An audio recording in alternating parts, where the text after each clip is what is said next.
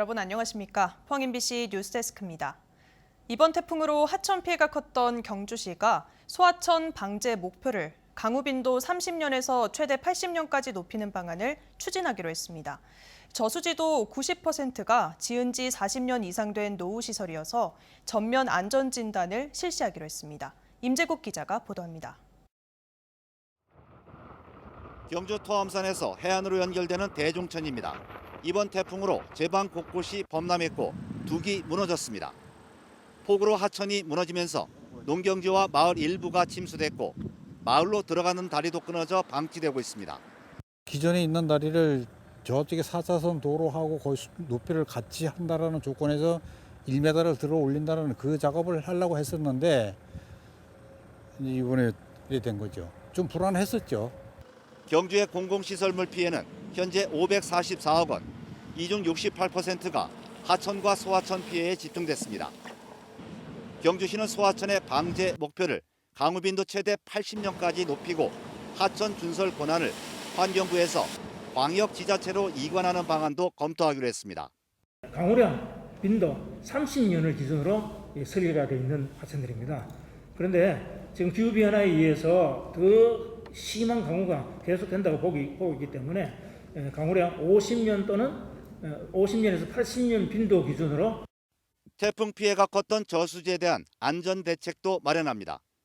경주시는 380여 개 저수지 가운데 90% 이상이 40년이 넘었고 D등급 이상의 위험 저수지가 14%에 이른다며 전면 안전진단을 거쳐 긴급 보강에 나서기로 했습니다. 문화재 피해 복구도 속도를 내고 있습니다. 문화재청과 경주시는 경북 남부문화재 돌봄센터와 함께 긴급 보수 작업을 펴고 있고 항구 복구를 위해 내년도 예산에 반영하기로 했습니다. 시간이 오래 걸리는 이러한 그 복구에 대해서는 아마 추가적인 예산이 필요할 걸로 생각을 하고 있습니다. 그 부분은 국회라든가 기재부랑 잘 상의를 해서 만약에 필요할 경우는 또 추가적인 예산이 반영되도록 노력하겠습니다. 경주의 태풍 피해 응급 복구는 70% 정도 마무리됐고 집이 침수되거나 파손된 39가구 67명은 아직 집으로 돌아가지 못하고 있습니다. MBC 뉴스 임재욱입니다. 태풍 흰남노로 포항에서 발생한 지하주차장 인명피해와 관련해 정부가 지하공간 침수 예방 기준을 전면 개선하기로 했습니다. 행정안전부는 수방기준 적용 대상을 확대하고 수방시설의 설치와 부적합한 수방기준의 개정에 대한 강제 규정을 신설하는 한편 기존 공동주택의 차수판과 양수기 등 수방시설 설치를 추진할 방침입니다. 또 공동주택의 침수 방지시설 실태를 조사해 장기수선 충당금으로 수방시설을 설치하는 방안을 검토하고 중앙부처의 기준도 강화하기로 했습니다. 이번 태풍 흰남노로 마을 90%가 피해를 입은 포항시 제내리는 아직도 복구 작업이 끝나지 않았습니다.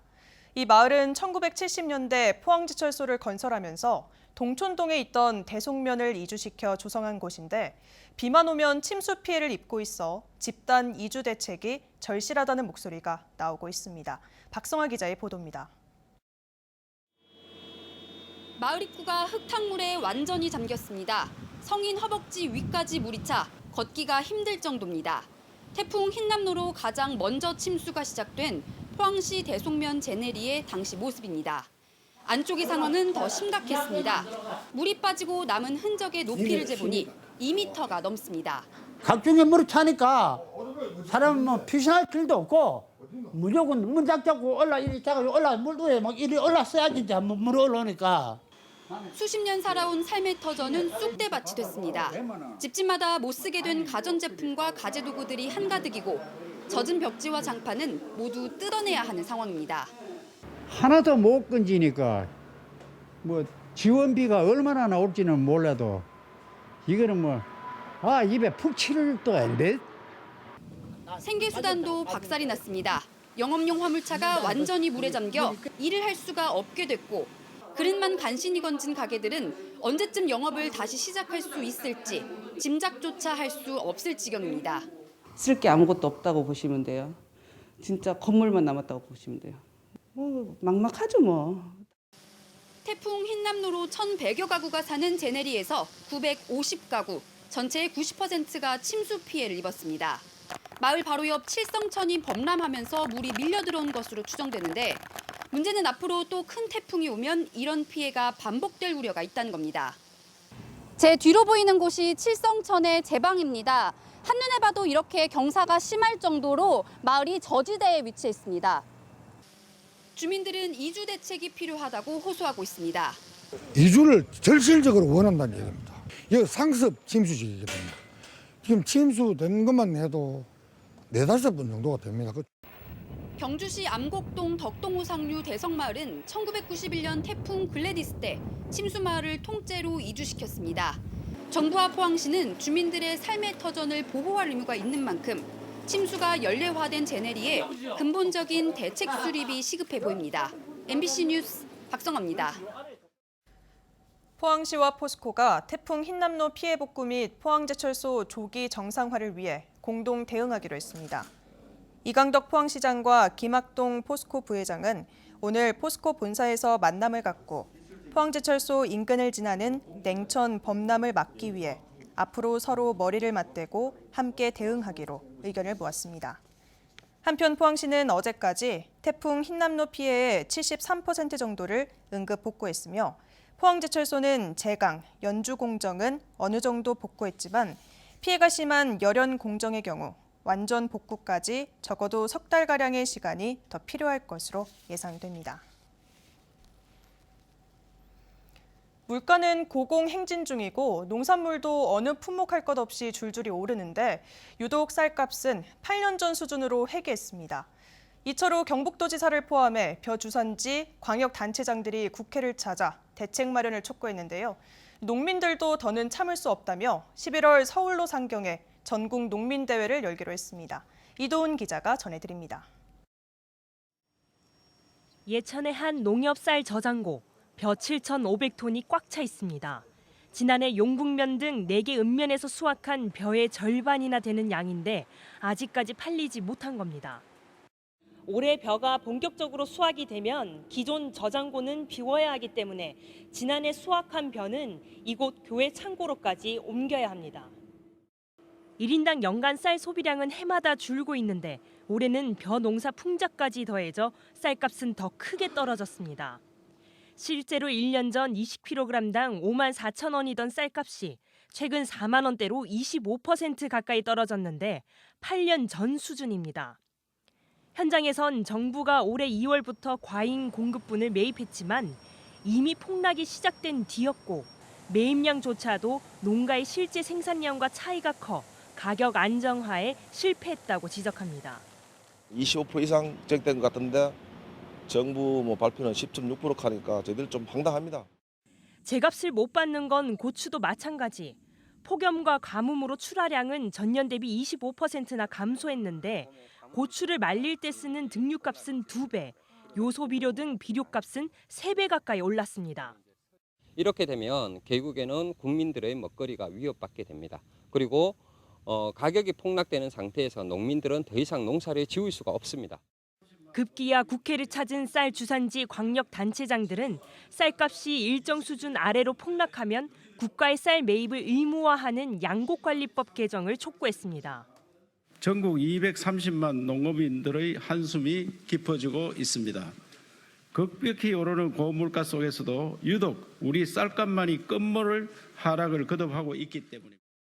쌀값 등 농산물 가격 안정 대책 마련을 위해 농업단체들은 오는 21일 경북도청 앞에서 또 11월에는 국회 등에서 잇따라 농민대회를 열고 정부 대책을 촉구할 계획입니다. MBC 뉴스 이도훈입니다. 경상북도가 쌀값 하락에 대처하기 위해 올해 공공비축미 매입량을 지난해보다 30.5% 늘렸습니다. 매입 물량은 96,600톤으로 일반 건조벼 76,100톤과 친환경 건조벼 800톤, 산물벼 19,700톤을 각각 구분해 매입하고 논의 다른 작물을 재배한 농가에는 인센티브 물량 3,400톤을 농식품부에서 직접 배정해 매입합니다. 매입 기간은 예년보다 시기를 앞당겨 산물벼는 13일부터 11월 30일까지, 포대벼는 다음 달 11일부터 12월 말까지입니다. 포항시는 차량이 침수돼 교통이 불편한 남구 주민들을 위해 오천읍 지역 임시버스 2개 노선을 신설해 운영에 들어갔습니다. 운행 구간은 부영 3차 아파트를 출발해 문덕초, 오천 환승센터, 오천 초등학교를 돌아오는 A 코스와 오천 서희 스타일스 아파트를 출발해 포스코 기술연구소, 제철동 행정복지센터를 잇는 B 코스가 있으며 운행 시간은 오전 6시부터 밤 10시까지입니다.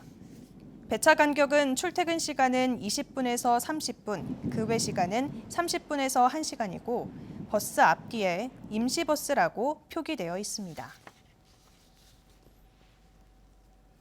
경북 동해안은 오늘도 25도 안팎에 머물며 선선했습니다. 내일은 낮 기온이 오르겠습니다. 경주 29도로 예상됩니다. 조주경 기상캐스터입니다. 오늘도 경북 동해안은 비교적 선선한 날씨가 이어졌습니다. 30도 안팎의 늦더위를 보이고 있는 서쪽 지역과 달리 서늘한 동풍의 영향으로 한낮에도 25도 안팎에 머물렀는데요. 내일은 가벼운 옷차림 해주시는 게 좋겠습니다. 낮 기온이 다소 오르겠는데요. 경주의 한낮 기온은 29도로 오늘보다 4도가량 오르겠습니다. 한낮에는 덥게 느껴질 수 있겠습니다. 이어서 자세한 내일 기온 보겠습니다. 내일 아침 기온은 18도에서 22도 분포로 오늘보다 1도에서 3도가량 낮게 출발하겠고요. 한낮 기온은 영덕과 울진 25도, 포항이 26도, 경주 29도까지 오르면서 낮 기온은 오늘보다 1도에서 4도가량 높겠습니다. 울릉도와 독도의 아침 기온은 울릉도 20도, 독도 22도로 시작하겠고요. 한낮에는 25도까지 오르겠습니다.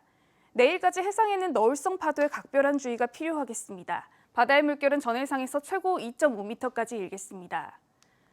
다가오는 일요일부터 월요일 사이에는 비가 내리겠습니다. 한편 제14호 태풍 난마돌의 진로는 일본으로 향할 것으로 예상됩니다. 다만 경북 동해안으로는 간접적인 영향을 줄 가능성이 있어서 주의가 필요합니다. 날씨였습니다. 포항 남부소방서는 태풍으로 침수된 차량의 화재 예방을 당부했습니다. 지난 7일부터 오늘까지 포항 남부소방서에 접수된 침수 차량 화재는 모두 7건으로 엔진룸의 전기적 요인이 화재의 원인이었습니다. 소방서 관계자는 침수 차량은 시동을 끈 이후에도 불이 날 수 있는 만큼 지하나 필로티 구조 건물에 주차하면 안 되고 시동을 걸지 말고 정비와 폐차 등 정식 절차를 거쳐야 한다고 당부했습니다. 포항 세무서는 특별 재난 지역에 주소를 둔 납세자를 대상으로 압류 유예, 세무조사 연기 등 세정 지원에 나서기로 했습니다. 부가가치세와 종합소득세 등은 납부 기한이 최대 9개월 연장되고 양도소득세와 상속세 징수는 최대 9개월까지 유예됩니다.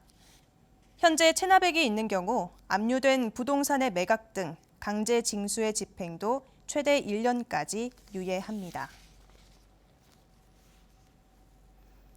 경북교육청은 태풍 흰남노로 피해를 본 지역의 학생과 주민들을 돕기 위해 성금 모금 운동을 전개합니다. 대한적십자사 경북지사에서 관리하는 이번 성금 모금은 오는 23일까지 진행되며 지원 대상과 방법 등은 추후 교육청 선정위원회에서 결정할 예정입니다.